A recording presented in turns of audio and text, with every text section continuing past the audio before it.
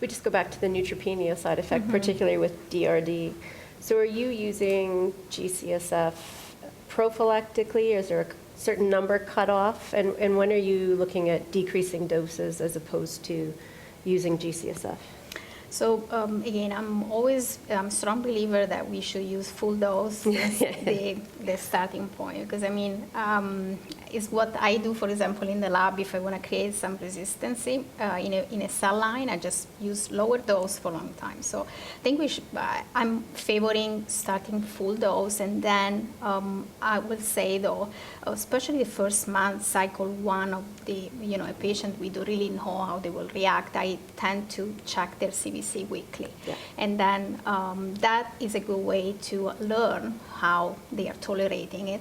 And if I see already at second week the count dropping, the neutrophil 1, I call them and say, remember the G-CSF you have in your fridge? Please use it, and I keep checking it. So I think to answer your question, I'm feel better to use G instead of dropping the dose right away.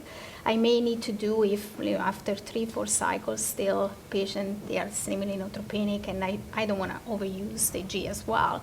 But I try to use the lowering the dose as a last resources, at least from my point of view.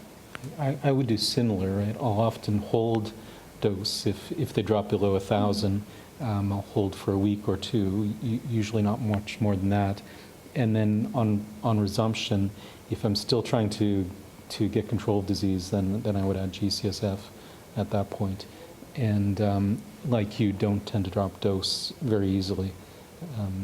And patients often don't need very much G-CSF.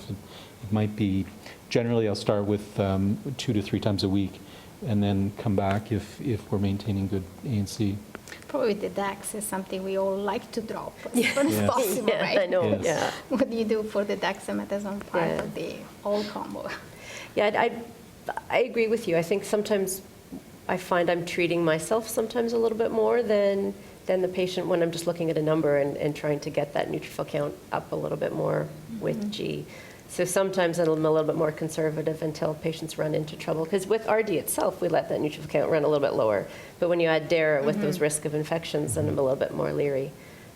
But I don't tend to do it just on spec and prophylaxis, but I follow them very closely, and particularly the side effects. And nursing does a lot of phone nursing assessments to make sure we're not missing any subclinical type of infectious picture.